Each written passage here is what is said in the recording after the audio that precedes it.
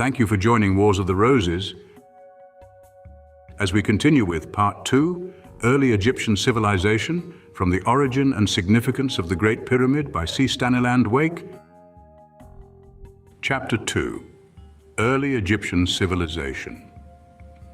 Notwithstanding the religious object of the erection of the Great Pyramid, there is no ground for supposing that its erection required the aid of divine inspiration or guidance.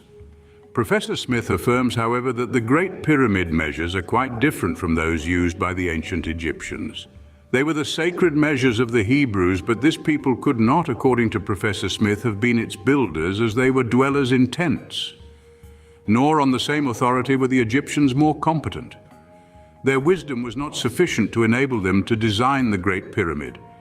The civilization of the Egyptians, moreover, had a sudden beginning, so that they could not have gradually acquired the necessary scientific knowledge for such a purpose. Professor Smith further asserts that there is no evidence of the existence of an earlier race who could have designed the Great Pyramid, and he affirms that it was erected by a people foreign to the land of Egypt, whom he calls Cushites or Chaldeans, under divine guidance. It is evident that the real argument of those who hold the theory of divine inspiration in relation to the Great Pyramid is the supposed absence of any people who could, by their own knowledge, design the structure. Dr. Souphis, who finds a reference to the pyramid in the book of Job, says, as to this ancient book, "In it we find a familiarity with writing, engraving in stone, mining, metallurgy, building, shipping, natural history, astronomy, and science in general, showing an advanced, organized, and exalted state of society, answering exactly to what pertains above all to the sons of Joktan, whose descendants spread themselves from Upper Arabia to the South Seas, and from the Persian Gulf to the Pillars of Hercules, tracking their course as the first teachers of our modern world with the greatest monuments that antiquity contains." According to Dr. Souphis, the Joktanites were the true Arabians, and they, and not the Cushites, were the highly cultured people who erected those great monuments. This writer, moreover, sees in Job the son of Joktan, and he suggests the identity of the patriarch with the Phoenician, whose name is associated by Herodotus with the erection of the Great Pyramid. It will be thought that as the Joktanites had the scientific qualifications necessary for the erection of the Great Pyramid, there is no occasion to call in the aid of divine inspiration. Not so Dr. Souphis, who terms this great structure a miracle in stone, a petrifaction of wisdom and truth revealed of God, preserved among his people from the foundation of the world, and thus memorialized by impulse and aid from him. It is evident, however, that Dr. Souphis admits too much. If the Joktanites had the scientific knowledge ascribed to them, they could have built the Great Pyramid without divine guidance. How this knowledge was originally acquired is another question, and one which does not now concern us. Professor Smith, who ascribes the building of the pyramid to the influence of the Cushites, makes an equally fatal admission. He says, "The spirit then of the Egyptians at the building of the Great Pyramid was the same which marked them, both at the oppression of the children of Israel afterwards, and in conjunction with other peoples, at the building of the Tower of Babel before.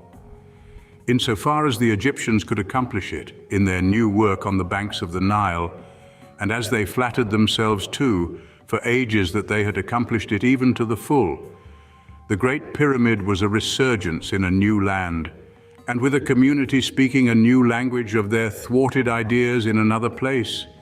But through the humble agency of the shepherd Phoenician, their labors were made really to tell against themselves." The reference made in this passage to the Tower of Babel is important. This building appears to have struck the imagination of the ancient world by its magnitude as much as the Great Pyramid has since done, and we may well suppose that a people who could rear the one could erect the other without supernatural aid. Moreover, if, as Professor Smith supposes, the Egyptians sought to carry out in the later building the ideas which they, with other peoples, had attempted to embody in the Tower of Babel, there does not appear to be any object in calling in such aid either for the designing or the erection of the Great Pyramid. It will be objected, however, that the Babylonian tower could not have formed the model for the great Egyptian edifice, as they were of different construction, and that as the Great Pyramid was not only the largest but the earliest of the pyramids, its design could not have been derived from the former through intermediate structures. This argument would doubtless have great force if it were founded on fact. In reality, however, the Pyramids of Ghizeh, although the largest, are not the earliest Egyptian monuments of this description. The best modern authorities believe that the Great Pyramid of Saqqara was erected by one of the kings of the First Dynasty, whereas the Pyramids of Ghizeh belong to the Fourth Dynasty.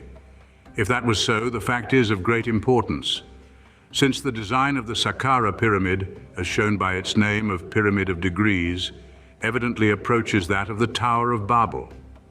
It might well have formed the original on which the design of the Great Pyramid of Ghizeh was modeled, notwithstanding that the internal features of the two buildings differ considerably. The peculiarity of the Great Pyramid is that its chambers and passages are chiefly formed in the structure itself, instead of being cut out of the rock on which the building is erected. Sir J. Gardner Wilkinson affirms indeed, but not very correctly, that the passages of the Second Pyramid are very similar to those of the Great Pyramid. And Professor Smith remarks on the analogy between the sepulchral room of the one and the so-called King's Chamber of the other structure.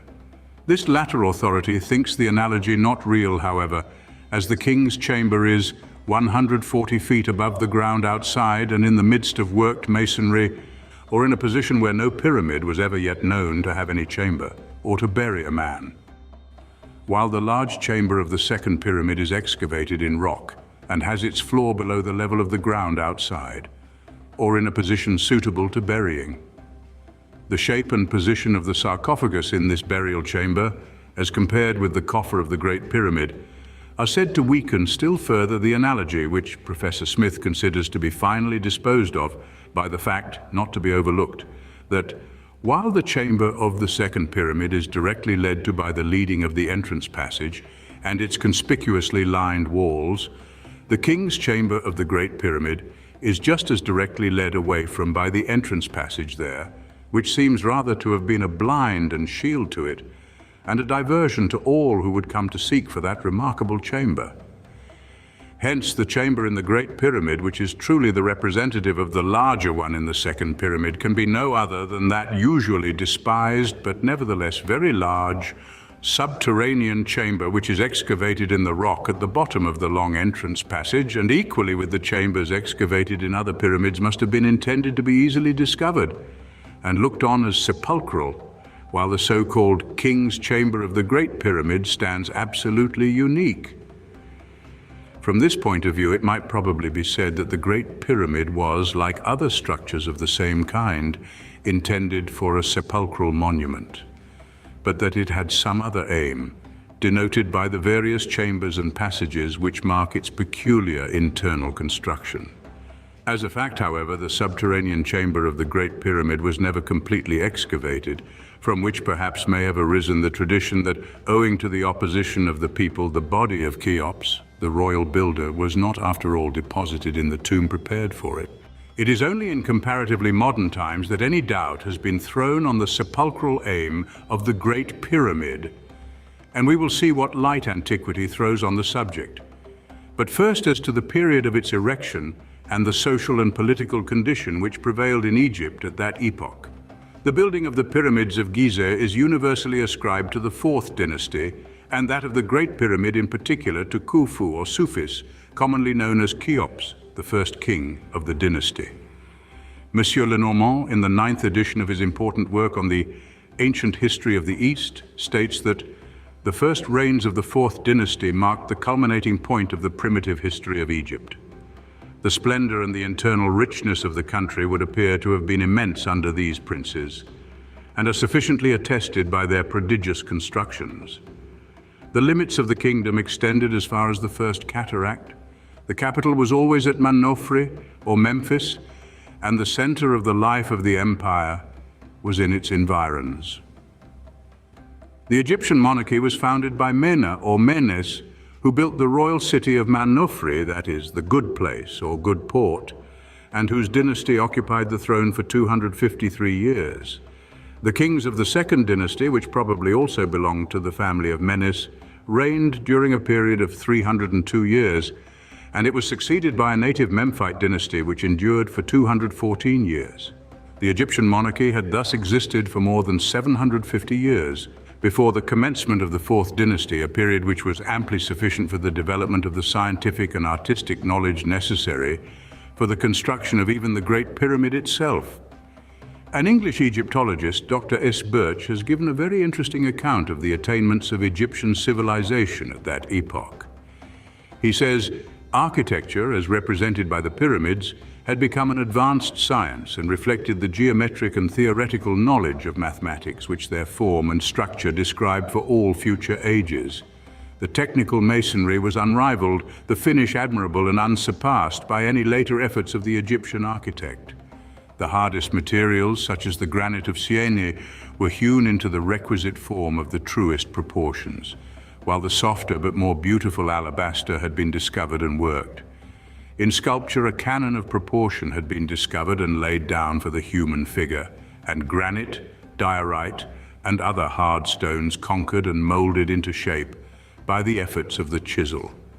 The statue of Khephren is equal, if not superior, to the subsequent efforts of Egyptian sculpture, while in the features is clearly to be recognized a portrait of the monarch, showing that the power of producing excellent representations of the living form in all its details existed.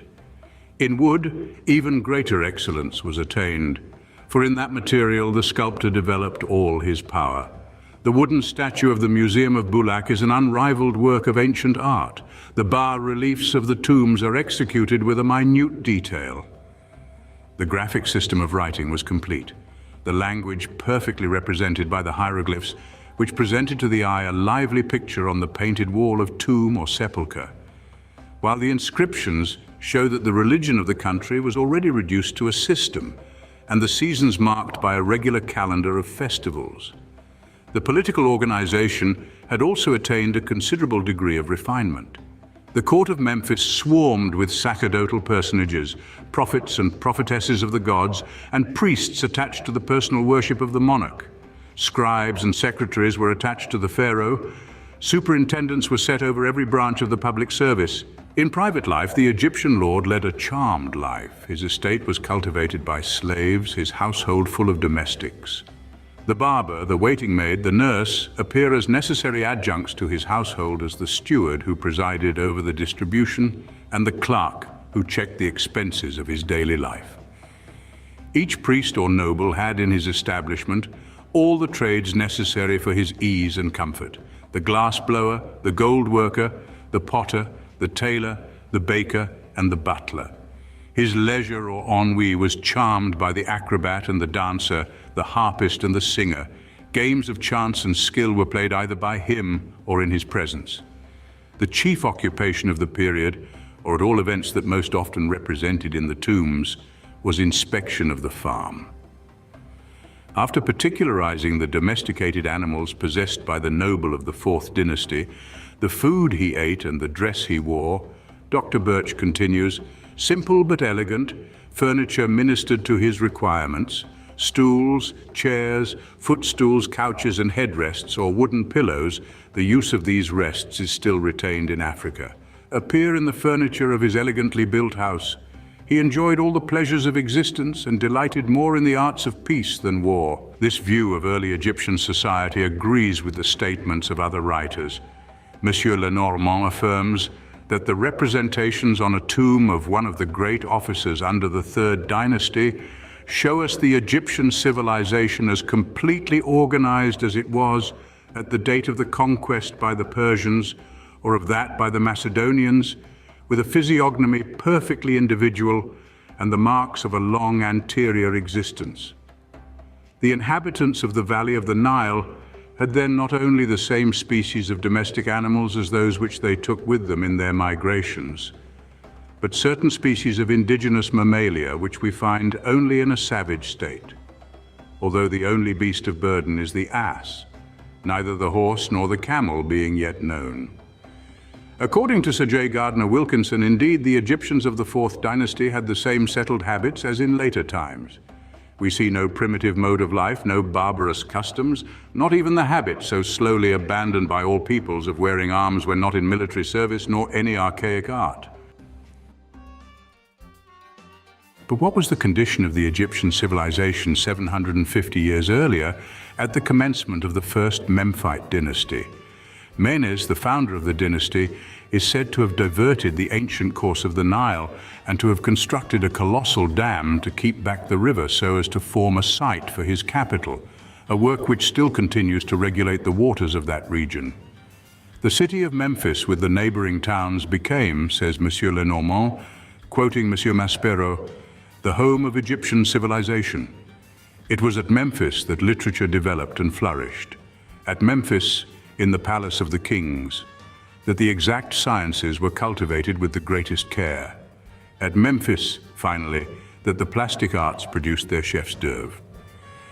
The immediate successor of Menes began the construction of the palace at Memphis and is reputed to have composed books on medicine.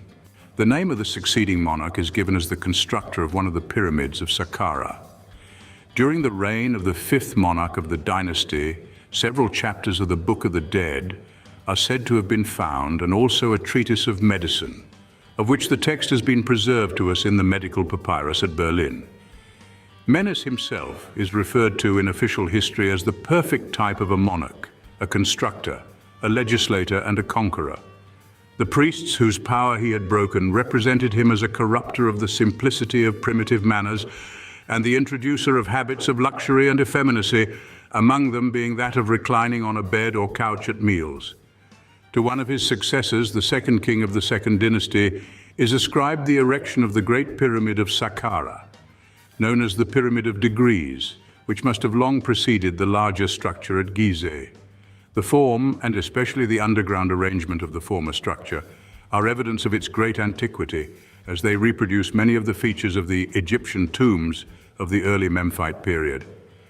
These consist of a deep pit leading to an underground chamber and surmounted by a building which serves in great measure to conceal the entrance to the proper tomb. The Pyramid of Degrees is formed of a series of such buildings of decreasing size, placed one above the other, the ground beneath it being excavated in various places so as to form numerous passages and chambers to be used for sepulchral purposes. The same general plan is found in the second Pyramid of Ghizeh, but in the latter, the deep pit is replaced by the long, slanting passage. The civilization which found its home at Memphis might thus well have originated the science necessary for the formation of the Great Pyramid. The erection of this building is indeed supposed by Monsieur Lenormand to have been preceded several centuries by that of the Sphinx, the image of the reclining sun god, and also of the neighboring temple, the structure of which is described as prodigious even by the side of the pyramids. An inscription of the time of Khoufou or Cheops speaks of this temple as having been accidentally discovered buried in the sand of the desert, and the Sphinx appears to have had need of repair during the reign of the same monarch. But we cannot suppose the civilization of the founders of Memphis to have been suddenly acquired. The overthrow of the priestly power which Menes accomplished requires the prior existence of a culture differing perhaps little, except in its milder and more peaceful character, from that which afterwards developed itself in the Memphite region.